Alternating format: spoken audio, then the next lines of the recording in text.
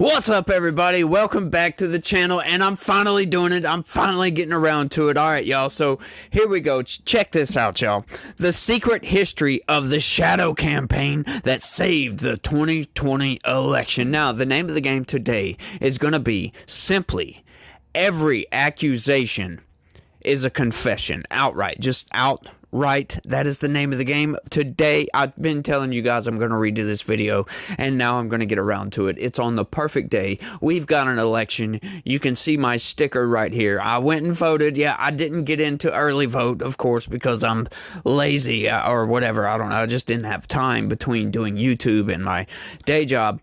Yeah, I don't have a whole hell of a lot of time, y'all. I get like maybe an hour to myself for the most part, like in the late evening right before I go to bed. But yeah, nevertheless, if you guys, I'm gonna get this out of the way right quick, smash that like button for me, y'all. I really need your help, especially on this video. It's one of the most important videos I think I'll ever do, is talking about this shadow campaign, because it's absurd, y'all. So smash that like button, share this video with anybody and everybody you can, and if you're new around here, subscribe. I give out pertinent information to keep you up to date and informed with everything that's going on in the news and how you're being manipulated. So without any further ado, let's get into this, y'all, because this is insane. I was rereading this earlier, and I'm like, man, this is just absurdity, y'all. Check this out. There was a conspiracy unfolding behind the scenes, one that both curtailed the protests and coordinated the resistance from CEOs. Both surprises were the result of an informal alliance between the left-wing activists and business titans. That's strange. Left-wing activists and business titans. That is right. What does that tell you right there, right off the jump, y'all? Yeah, the left is no longer the party of the blue-collar worker, the party of the unions. They are the corporate party, the party of the elites. Yes. That pact was formalized in a terse, little-noticed joint statement of the U.S. Chamber of Commerce and AFL-CIO published on Election Day. Both sides would come to see it as sort of an implicit bargain inspired by the summer's massive, sometimes destructive, racial justice protests in which the forces of labor came together with the forces of capital to keep peace and oppose Trump's assault on democracy. So once again, like I said, every single accusation is a confession. So they're talking about Trump's assault on democracy here. What assault would that be? You mean standard run-of-the-mill legal challenges to the election? Yeah, they're talking about assault on democracy, my ass. The handshake between business and labor was just one component of a vast cross-partisan campaign to protect the election, an extraordinary shadow effort dedicated not to winning the vote, but to ensuring it would be free and fair, credible, and uncorrupted. For more than a year, a loosely organized coalition of operatives scrambled to shore up of America's institutions as they came under simultaneous attack from a remorseless pandemic and an autocratically inclined president. So what they're telling you is that, oh, Donald Trump's an authoritarian. He's like Hitler. He's a totalitarian dictator, for crying out loud. That's what they're trying to tell you. So what they did, like I said, they sent out hordes of activists all over the place, lawyers, everything, state to state to state, to change the rules, change the laws. But we'll get into that. We will get into that, but they are giving you the game here, folks. They are outright giving you the game. Though much of this activity took place on the left. So once again, they're telling you the vast majority of this took place on the left. They did, that's right, it was bipartisan. They did have some anti-Trumpers along with them. It was separate from the Biden campaign and crossed ideological lines with crucial contributions by nonpartisan and conservative actors. Yeah, see, it has to be separate from the Biden campaign, because the Biden campaign cannot go state to state changing rules, loosening rules, as a matter of fact, around mail-in ballots, absentee ballots, the drop boxes, ballot harvesting, all of this stuff. This is what they were doing, and they're giving you the game, folks. The scenario the shadow campaigners were desperate to stop was not a Trump victory. I'm still not sure what that whole paragraph, what that whole sentence right there means. The scenario the shadow campaigners were desperate to stop was not a Trump victory. Yeah, I'm not sure exactly what they mean by that. I think I understand the gist of it, but I'm not sure exactly what they mean. It was an election so calamitous that no result could be discerned at all. A failure of the central act of democratic self-governance that has been a hallmark of America since its founding. Yeah, I wouldn't say that's democratic to go around and get hordes of activists to change the rules, change the laws, and then not only that, get hordes of Democrat canvassers to go to Democrat residences to get Democrats to vote by mail. This was a giant campaign, y'all. Giant campaign, but we'll get into that. Their work touched every aspect of the election. They got states to change voting systems and laws and helped secure hundreds of millions in public and private funding. So they were not only changing rules and changing laws, but they were raising dollars on behalf of this shadow campaign.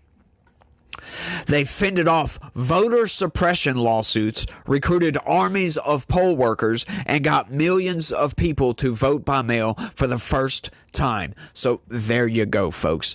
And do you think that these people who are deranged with Donald Trump are going to get people like activists to go to Republican residences to get people to vote for Trump when they're actively telling you, oh, we got to save the election from Donald Trump? He's autocratically inclined, for crying out loud. No, I don't think so.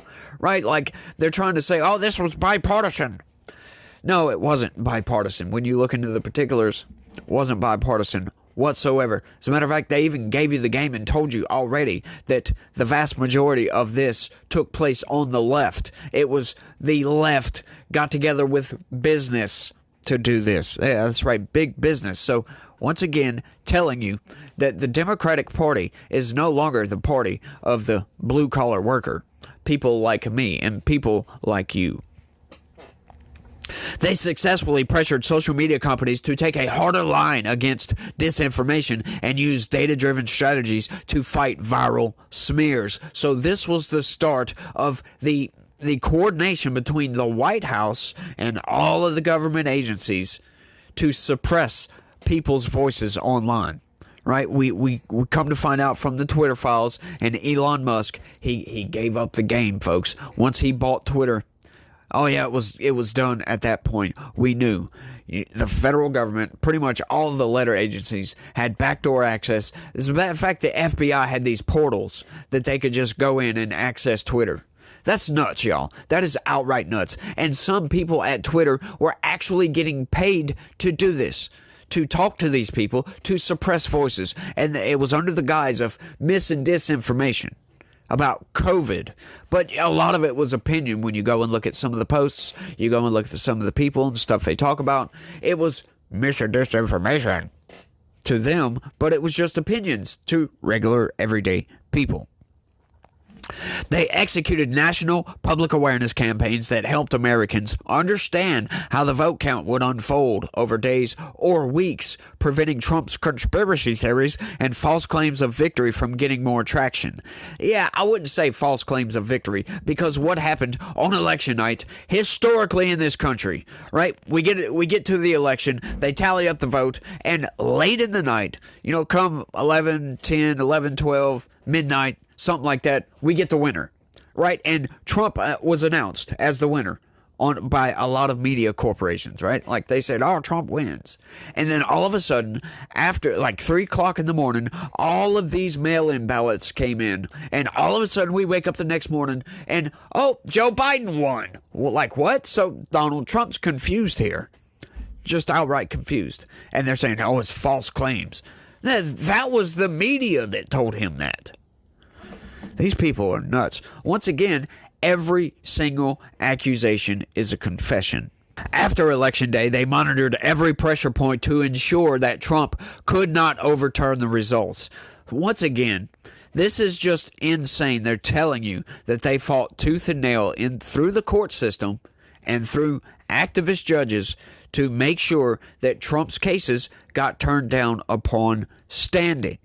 This is just nuts, y'all, what they're telling us. The untold story of the election is the thousands of people of both parties who accomplished the triumph of American democracy at its very foundation, says Norm Eisen, a prominent lawyer and former Obama administration official who recruited Republicans and Democrats to the Board of Voter Protection Program. That's just as nuts, y'all. For Trump and his allies were running their own campaign to spoil the election. So, once again, this is so biased as hell. Every accusation is a confession. They're saying Trump was trying to spoil the election. No. From Trump's perspective, he was trying to win an election. That's what these people don't seem to understand.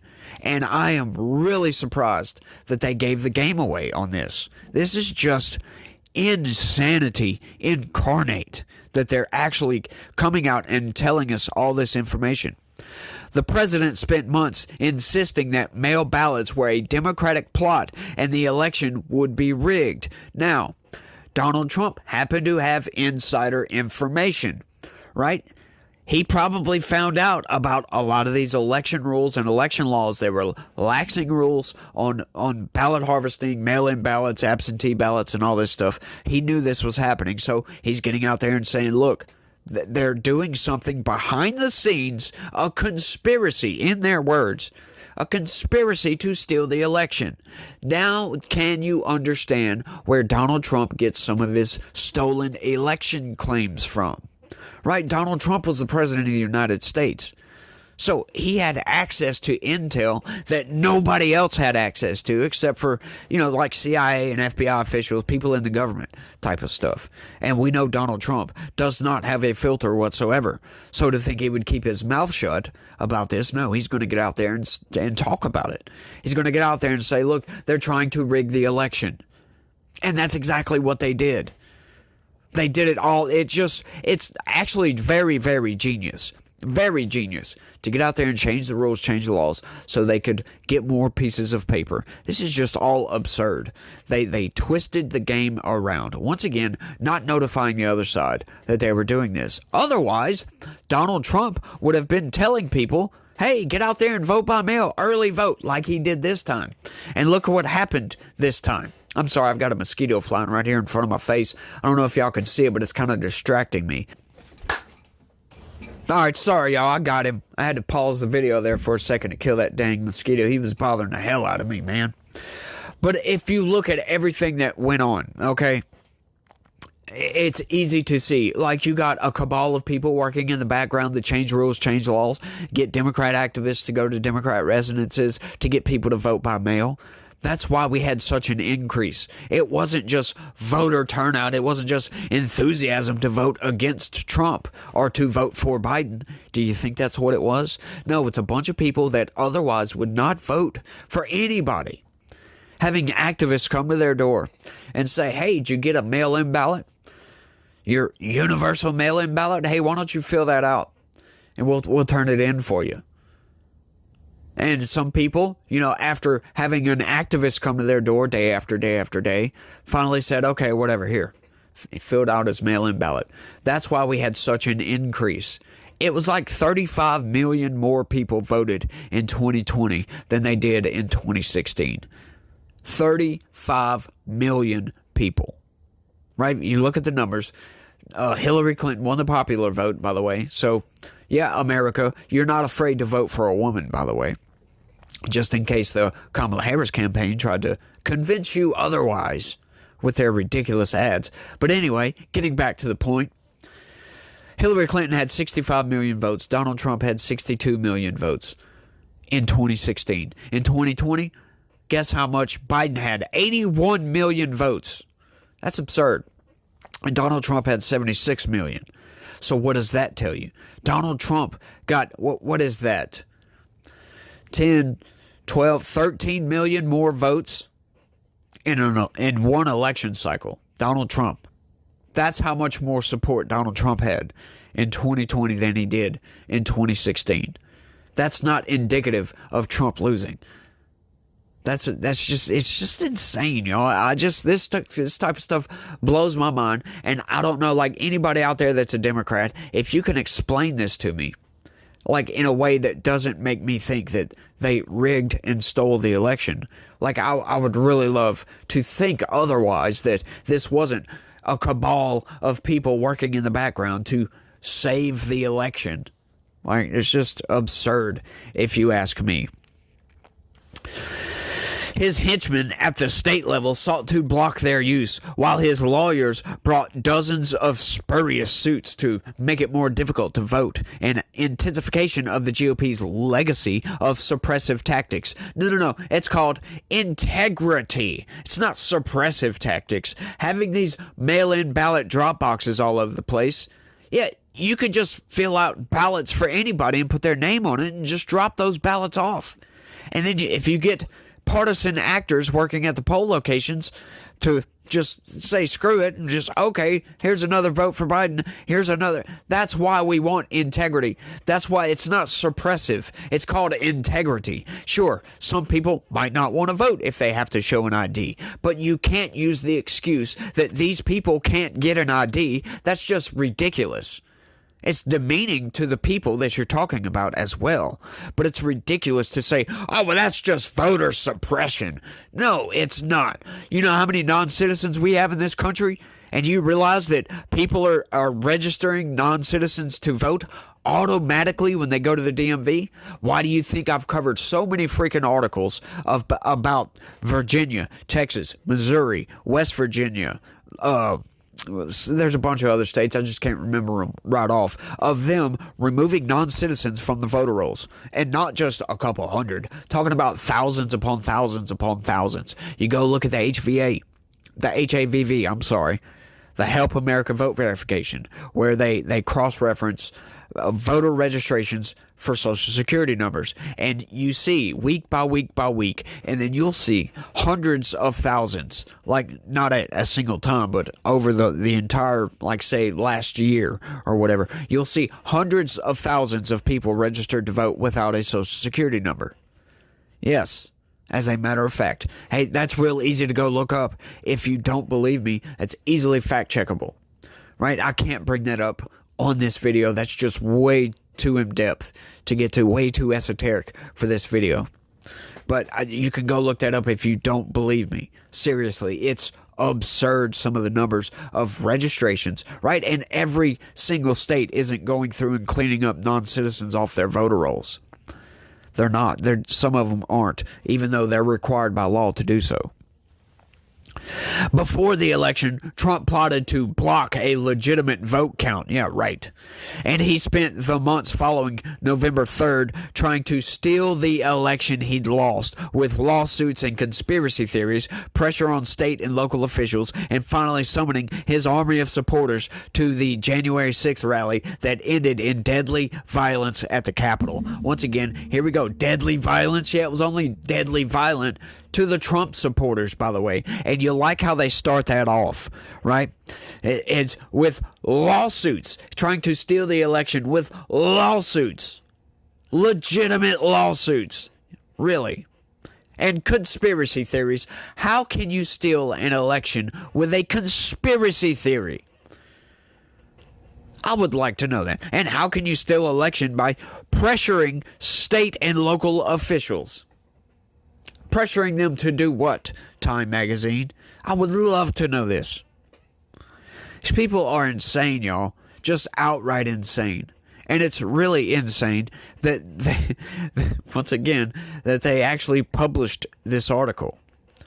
This is the inside story of the conspiracy to save the 2020 election based on access to the group's inner workings, never before seen documents, and interviews with dozens of those involved from across the political spectrum.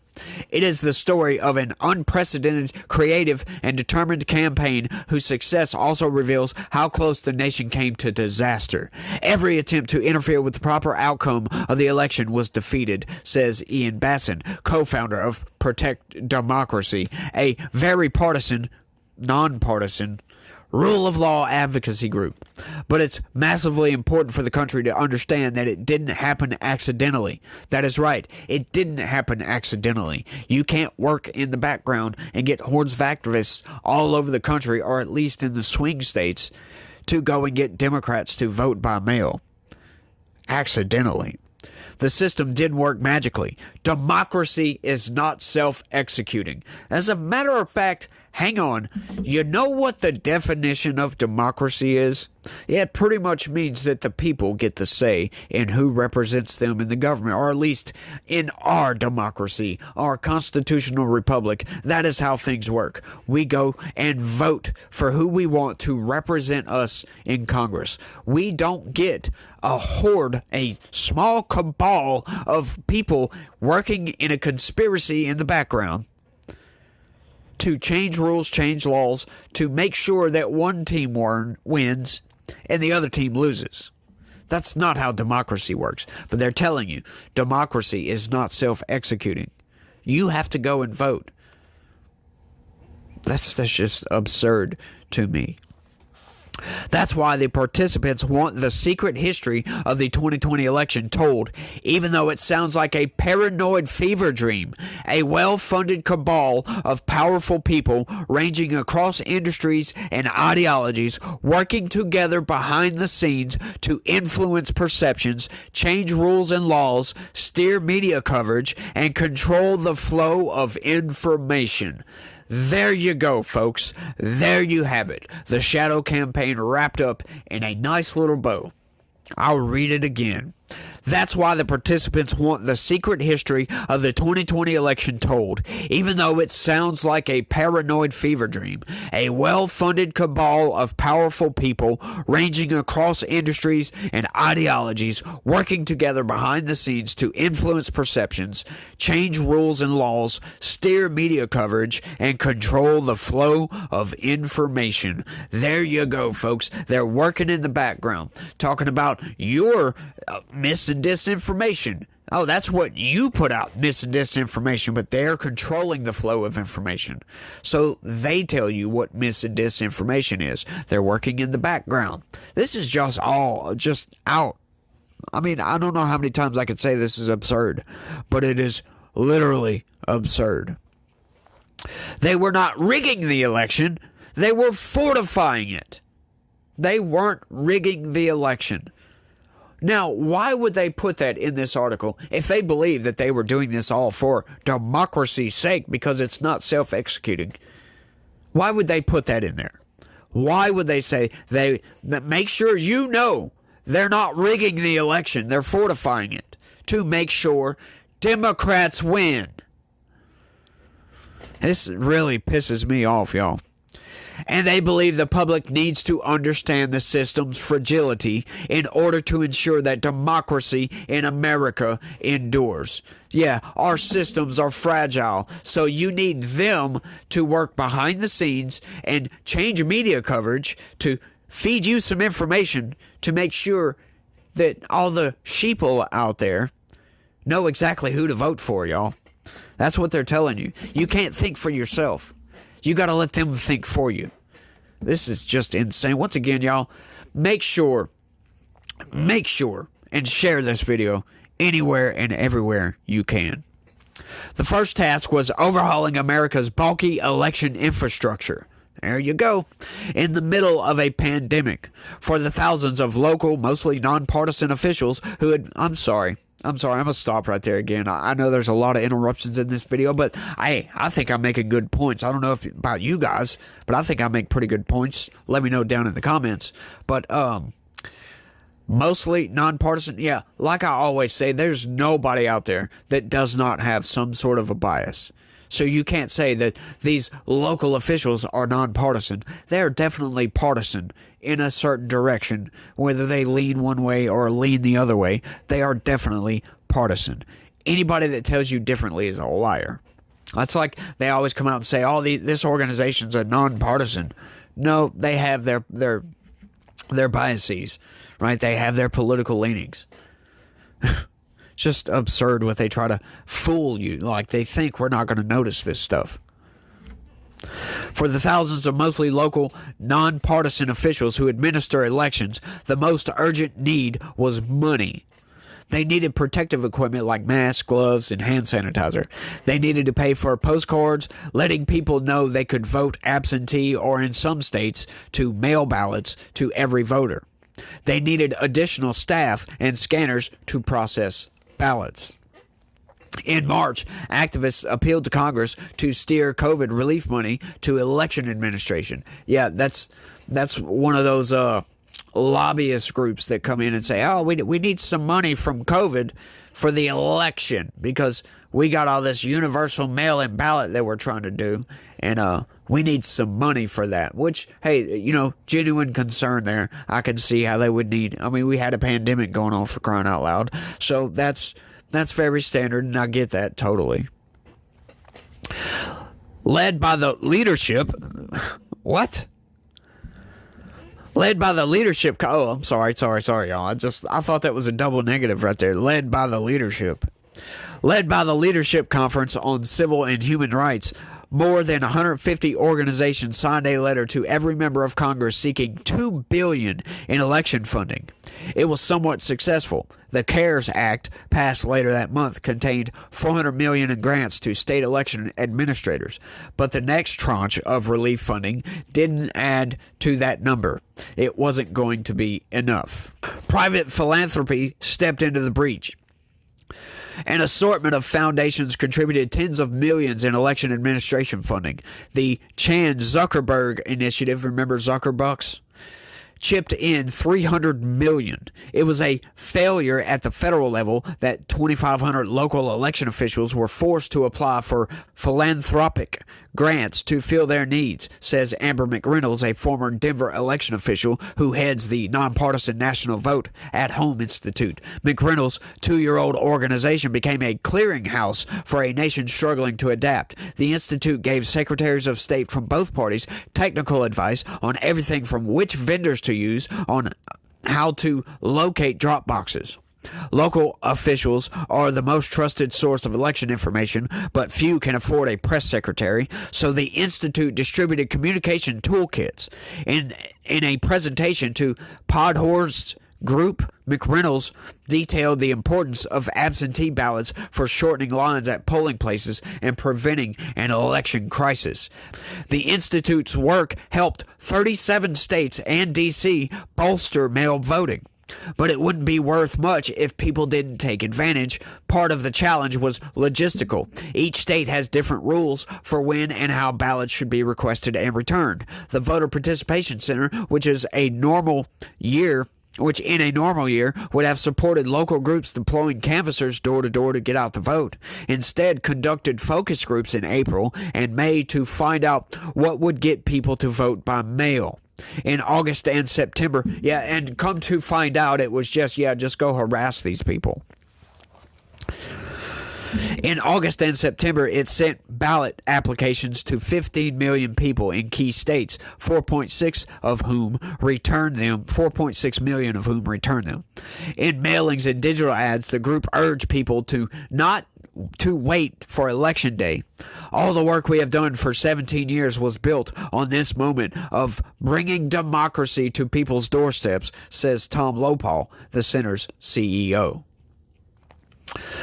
People power. The racial justice uprising sparked by George Floyd's killing in May was not primarily a political movement. The organizers who helped lead it wanted to harness its momentum for the election without allowing it to be co-opted by politicians.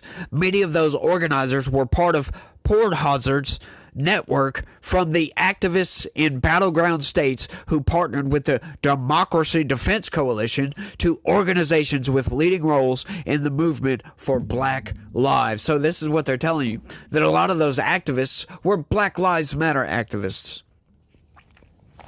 And do you think, once again, Democrats, do you think they're going to go to Republicans? Do you think that BLM is going to go to Trump supporters' houses to say, hey, you should vote by mail? Like, logically put that together for me if you don't mind down in the comment section. I would love it if you would do so. The best way to ensure people's voices were heard, they decided, was to protect their ability to vote. We started thinking about a program that would complement the traditional election protection area, but also didn't rely on calling the police, says Nalini Stamp, the Working Families Party's national organizing director. Damn, that was a hell of a title, huh? They created a force of election defenders who, unlike traditional poll watchers, were trained in de-escalation techniques. During early voting and on election day, they surrounded lines of voters in urban areas with a joy to the polls effort that turned the act of casting a ballot into a street party. Black organizers also recruited thousands of poll workers to ensure polling places would stay open in their communities. Yeah, right. The summer uprising had shown that people power could have a massive impact. Activists began preparing to reprise the demonstrations if Trump tried to steal the election. Oh my goodness, these people are deranged, y'all. Americans plan widespread protests if Trump interferes with election. Reuters reported in October one of many such stories. More than 150 liberal groups, from the Women's March to the Sierra Club to Color of Change, from Democrats.com to the Democratic Socialists of America, joined the Protect the Results Coalition. Once again, that is a hodgepodge of far-left activist organizations right there. Holy hell. The Democratic Socialists of America? The group's now defunct website has a map listing 400 planned post-election demonstrations to be activated via text message as soon as November 4th. To stop the coup, they feared the left was ready to flood the streets. So they had counter-protesters out there. Look, they're telling you. They were ready to flood the streets to fight back the hordes of Trump voters that would try to steal the election, y'all. This is all very, very insane. Very, very absurd. But it goes to show you, once again, I gotta stress this. Every single accusation is a confession by the left. That they can't help themselves, y'all. And this article just blows my mind. Like, I don't know. I should have redone this video a long time ago. I know I kept talking about redoing this video for a very long time because, you know, once again, I'm not a talkative person. I'm having to teach myself as I go how to do this, and I'm getting better and better and better and better at doing it. And I think I'm getting a lot better than I used to be. And when I first covered this article, I wasn't nearly as good as I am now. Many people that go watch that old video can contest to that. As a matter of fact, they will most certainly probably say, yes, you are a lot better. You're good at talk. Like, I'm getting better. I'm still not there, y'all. I still need to work because my numbers aren't showing up as well as I would like, right? I'm not getting the word out, but of course I'm also being put in a box.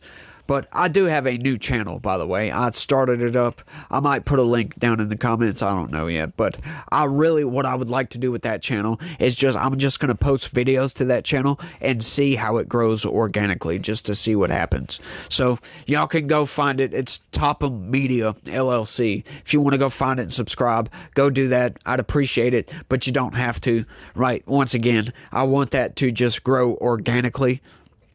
But, you know, this whole situation here, you know, you couple this with everything we know that Donald Trump did, right?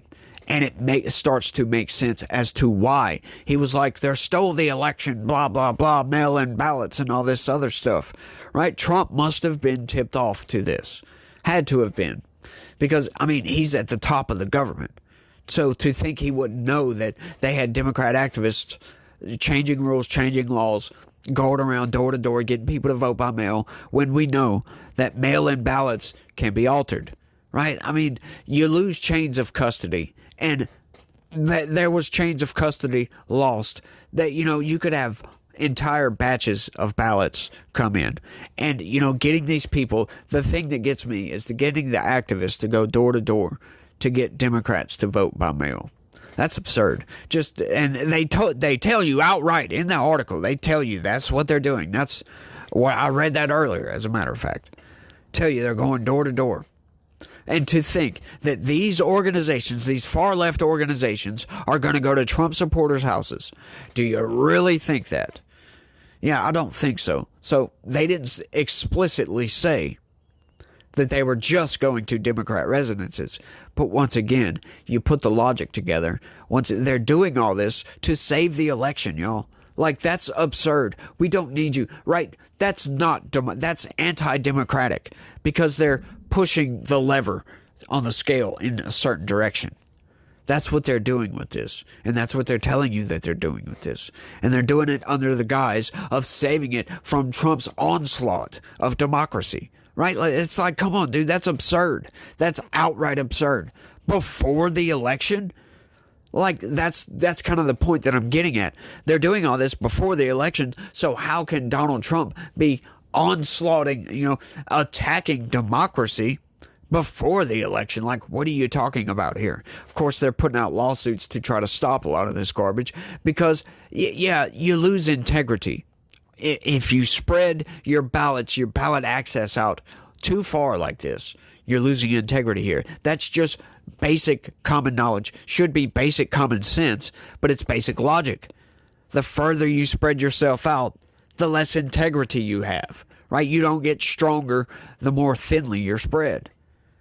Having elections on election day, paper ballots, chains of custody, you get, bipartisan efforts in all these polling places, that's integrity. You get voter IDs and all this other stuff. That's integrity. Having universal mail-in ballots, that's not. Ballot harvesting, for crying out loud, where basically an activist will go to your door and, here, vote by mail. Here's your mail-in ballot. Oh, as a matter of fact, we'll turn that in for you. And if they possibly went to Trump supporters' house and they could tell it's Trump supporters, they could just rip that up and throw it away, folks. That simple. Go back and cross-reference some of these people, see if they're registered Republicans. Oh, let's throw these away. And who's going to know? It's just a way to game the system that Democrats geniusly figured out how to game the system. That's the only reason, in my opinion, that Joe Biden won, is because of this background shadow campaign, their effort. If they would have allowed that election to just naturally transpire, in other words, just let everything come out naturally, let people go to the polls and vote, blah, blah, blah. They wouldn't have went around changing rules, changing laws, had their activists go door to door and all this. I think we would have saw a very different outcome to that election. And I think that's Donald Trump's point to this entirety thing. That's his whole, they stole the election, and why he, till this day, refuses to concede that election. And it's to me, it's like, okay, come on, you lost. It was almost 4 years ago now, right? Pretty much, well, exactly 4 years ago. You lost, buddy. Get over it. Yeah, they stole it. Okay, let's move forward. So he needs to stop with all this, right? And hopefully after tonight he will. But he needs to stop with all this. Get it out of the way. Just stop talking about it. Blah, blah, blah, blah, blah. You get it. And I've ran long on this one, y'all. Like I said, it was an in-depth article, and there's a lot to get to, and I hope you're still with me. I really do. As a matter of fact, if you don't mind, let me know down in the comments if you're still here by putting a thumbs up emoji down in the comment section. I would really, really appreciate that, y'all. But I think I've ran on for long enough. Don't you think? Y'all let me know what y'all think about all this. Make sure, smash that like button. Share this video anywhere and everywhere you can. Tell everybody. Tell your friends. Tell your family. You don't even got to tell them to subscribe, even though I wish you would. But just show them this video and say, look, this is what happened. This is what we're up against, folks. They are trying to steal elections from people, and we can't allow for that. That's how I see it, at least. That they tried to steal the election, and what they call fortifying it to save the election. Yeah, I mean, we could say the same thing. You could say that's what Trump's pre-election efforts were, to save the election. It's all partisan nonsense, if you ask me. None of it should be done. right? You want to change the rules? Go through the state legislature. But we shouldn't be laxing rules and laws around election integrity, for crying out loud. We need elections on election day, as the Constitution calls for. But here I go. I'm still rambling, y'all. Y'all let me know what y'all think. That's all I got. I want to thank everybody for watching. And y'all try to have a good day. Stay legitical. Peace.